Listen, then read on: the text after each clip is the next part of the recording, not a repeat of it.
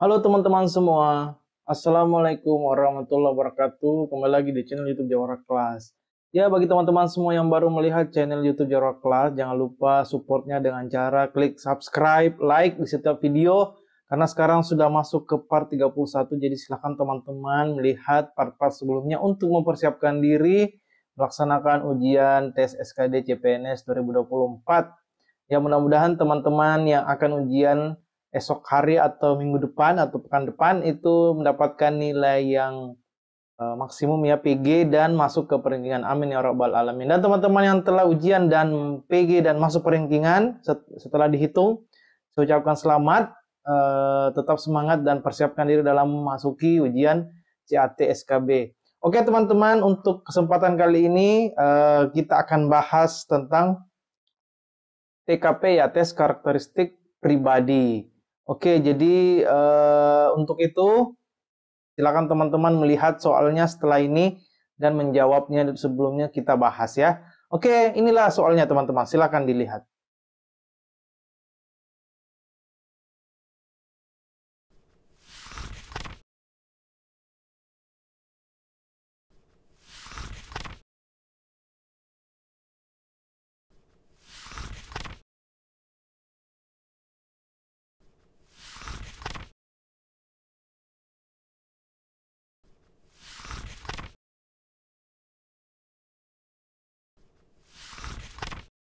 Oke, kita mulai dari soal nomor 1. Soal kali ini berhubungan dengan jejaring kerja ya, teman-teman. Oke, kita baca soalnya ya. Anda adalah seorang mahasiswa dan saat ini sedang ber-KKN. Menjelang acara 17 Agustus, Anda bersama rekan-rekan akan mengadakan sebuah event di tempat KKN Anda. Akan tetapi, Anda terbatas di fasilitas dan anggaran. Untuk itu, Anda dan rekan Anda berencana untuk melakukan penggalangan dana. Agar dana dapat segera terkumpul, apa yang akan Anda lakukan?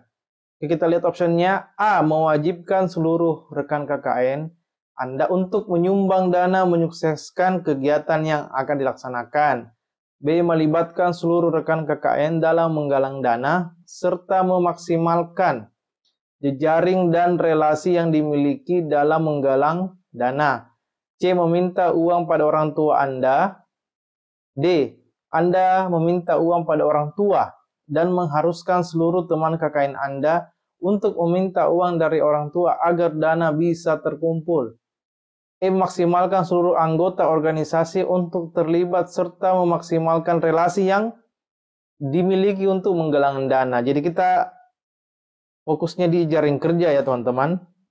Jadi namanya jaring kerja itu kita harus saling bekerja sama ya, kemudian memanage keorganisasian sehingga bisa mencapai tujuan. Karena dia tujuannya ingin melakukan penggalangan dana karena akan melaksanakan kegiatan di tempat KKN. Jadi kita langsung pilih optionnya yang sesuai dengan tujuan jejaring kerja itu mengatur, memanage, kemudian berelasi sesama teman kita ya, yang tidak saling ketergantungan. Nah, jawabannya adalah yang mendapatkan poin 5 ya teman-teman itu ya option E ya teman-teman. Nah, kenapa option E? Nah, di option ini yang E ini itu memaksimalkan seluruh anggota organisasi serta memaksimalkan relasi. Nah, kata relasi di sini sebagai faktor utama dalam jejaring kerja untuk menggalang dana. Nah, itu. Karena kalau option lain itu kebanyakan meminta ya kepada bantuan kepada orang tua. Kemudian mendapatkan poin 4 itu ya adalah B ya teman-teman. Nah, B itu melibatkan seluruh rekan KKN dalam menggalang dana serta memaksimalkan jejaring dan relasi yang dimiliki dalam menggalang dana. Oke. Jadi mirip-mirip jawabannya antara E dan B, tapi yang mendapatkan poin 5 itu adalah E. Kemudian yang mendapatkan poin 3 itu adalah A.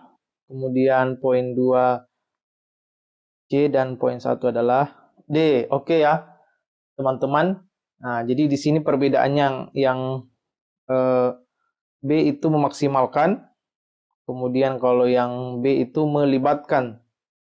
Nah, jadi perbedaan di kata dan kalimat tersebut ya, memaksimalkan anggota organisasi kalau ini melibatkan seluruh rekan KKN. Oke, kita lanjut soal berikutnya. Soal nomor 2 ya.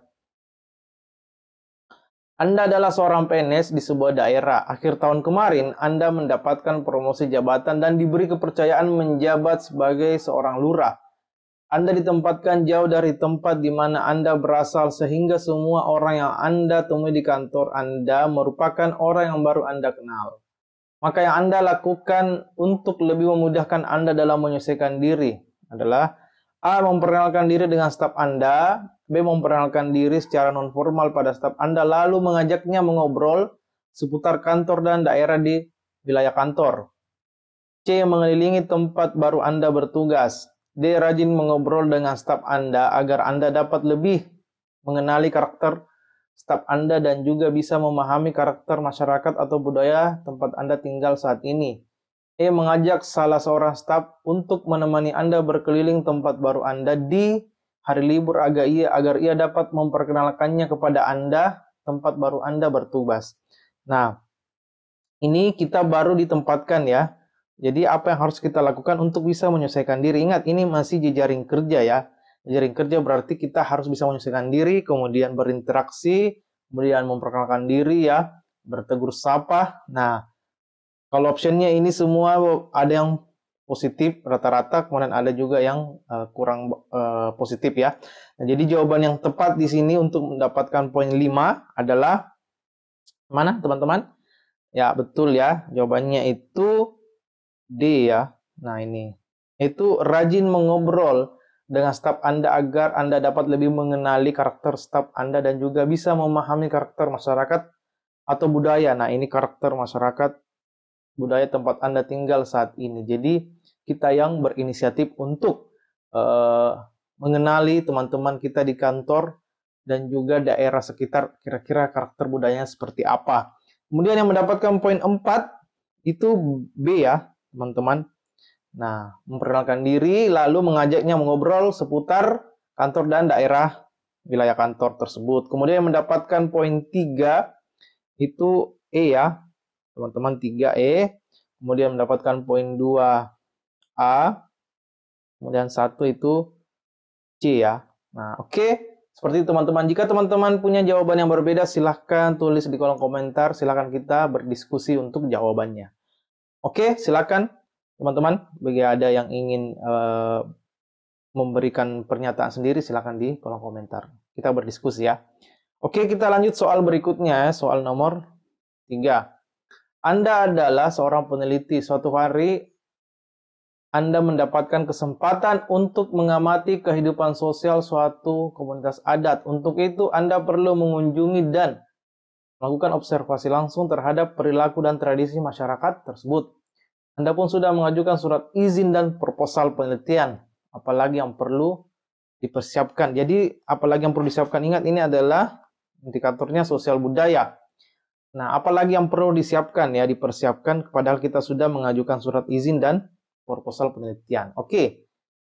Kita lihat option A, membuat proposal penelitian yang jelas dan rinci untuk mengajukan perumahan pendanaan. Ini sudah ya. B, membeli perlengkapan yang sesuai dengan kondisi daerah tujuan. C, mengurus izin dari pihak berwenang setempat agar Anda bisa melakukan penelitian di sana. Ini sudah juga ya. D, mencari informasi sebanyak mungkin tentang latar belakang komunitas adat tersebut agar bisa menyelesaikan diri. E, membawa alat rekam dan dokumentasi yang memadai. Nah, jawaban yang benar di sini teman-teman yang mana? Yang mendapatkan poin 5? Ya, betul ya, itu D ya. Poinnya 5 karena kita mencari informasi sebanyak mungkin tentang latar belakang komunitas adat untuk bisa menyelesaikan diri ya.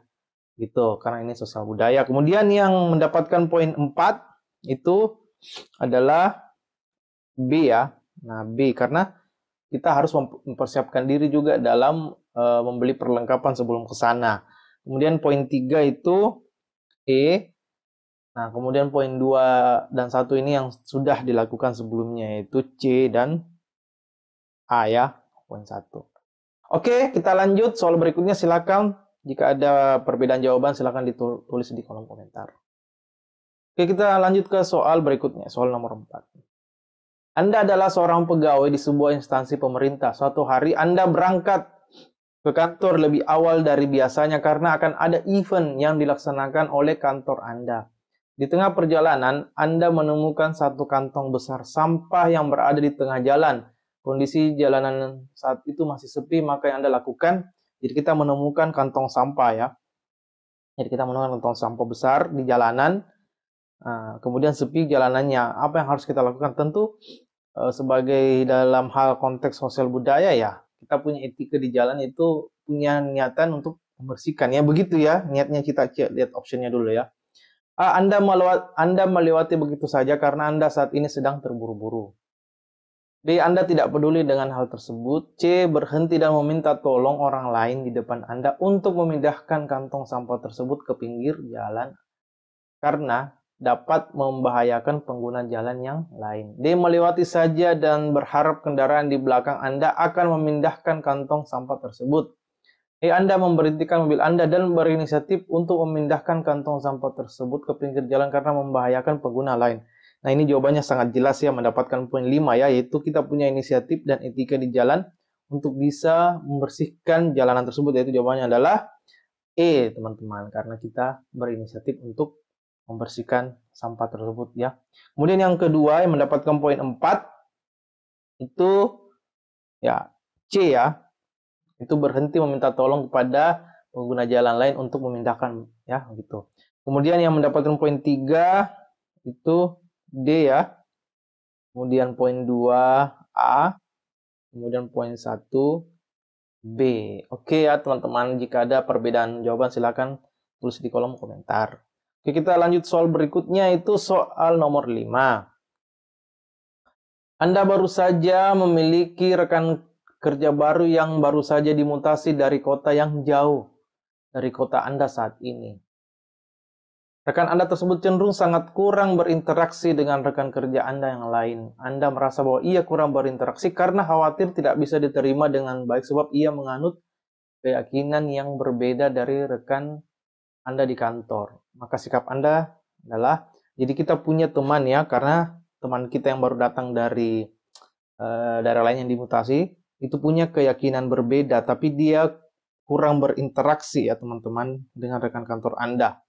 Ya, kurang berinteraksi. Kira-kira apa yang harus kita lakukan ya supaya menjadi suasananya semakin baik untuk teman-teman kita dan dia. A. Menyapa rekan Anda tersebut ketika bertemu. B. Menyapa dan mengajaknya berbincang ketika bertemu sehingga ia merasa bisa diterima di lingkungan kantor Anda. C. Menyapa ketika bertemu dan sesekali menanyakan kabarnya. D. Tidak menyapa karena ia juga tidak pernah menyapa Anda. C. Tersenyum saat bertemu dan mengajak bicara seperlunya saja. Nah, ini jelas jawabannya ya teman-teman. Untuk nomor 5 itu kita harus yang berinisiatif ya, yaitu B.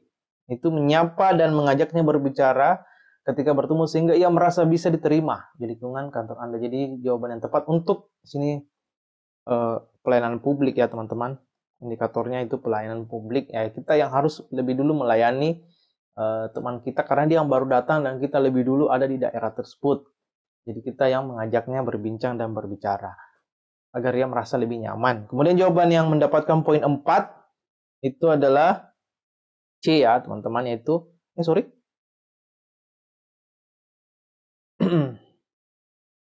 C. Kemudian yang mendapatkan poin 3 itu E ya. Kemudian poin 2 A, kemudian poin 1 D. Nah, jadi usahakan teman-teman memilih antara B atau C ketika ada mendapatkan soal seperti ini. Itu kalau yang C tadi menyapa ketika bertemu dan sesekali menanyakan kabarnya. Jadi kita yang berinisiatif ya, namanya pelayanan publik. Oke, kita masuk ke soal terakhir, yaitu soal nomor 6. Oke, teman-teman tetap semangat ya dalam mempersiapkan diri. Dan jangan lupa dukungannya dengan cara klik subscribe dan like setiap video, dan silakan menonton part-part sebelumnya. Oke, Soal nomor 6. Anda adalah pemilik sebuah warung lalapan pinggir jalan yang hanya dibuka di malam hari. Ketika Anda sedang berjualan, tiba-tiba seseorang mengalami kecelakaan dan jatuh tepat depan warung Anda. Beruntung lukanya tidak parah, hanya saja orang tersebut belum mau berbicara banyak dan tidak ingin dibawa ke rumah sakit. Maka yang Anda lakukan melihat hal tersebut adalah, jadi apa yang kita lakukan kalau ada yang kecelakaan, kemudian ketika dia mengalami kecelakaan, dia jatuh tepat di warung Anda, atau bisa di depan rumah lah ya. Kemudian dia tidak mau dibawa ke rumah sakit, apa yang harus kita lakukan ya? Jadi hal yang pertama yang kita lakukan, oke, kita lihat optionnya. A. Memberikannya air minum, lalu dan pertolongan pertama, lalu menawarkan untuk beristirahat di rumah Anda terlebih dahulu. Oke. B. Menawarkan air minum dan membersihkan lukanya. C. Memberikannya air minum, lalu melanjutkan pekerjaan Anda, mengatur jualan Anda. D. Segera meninggalkannya dan mengurus warung Anda. E. Memberikan air minum, lalu menyuruhnya untuk melanjutkan perjalanan karena hari sudah cukup larut. Jadi jawaban yang dapatkan poin 5 ya teman-teman, yang sangat utama yang kita lakukan itu memberikannya air minum ya, lalu dan memberikan pertolongan pertama dan menawarkan beristirahat di rumah Anda terlebih dahulu. Jadi poin yang dapatkan poin 5 itu adalah A ya, alfa. Oke. Nah, jadi kita berikan air minum, lalu kita tolong, lalu menawarkan tempat istirahat sebelum melanjutkan perjalanan. Kemudian mendapatkan poin 4 itu B ya, menawarkan air minum dan membersihkan lukanya. Kemudian poin 3 C. Kemudian poin 2 E ya. Kemudian poin 1 D ya. Oke, teman-teman, sekian untuk pembahasan soal TKP kita di part 31. Jika teman-teman punya perbedaan jawaban, silakan tulis di kolom komentar, kita akan diskusi seputar jawabannya. Oke, teman-teman, sampai jumpa di video-video berikutnya ya. Oke, tetap semangat. Wassalamualaikum warahmatullahi wabarakatuh.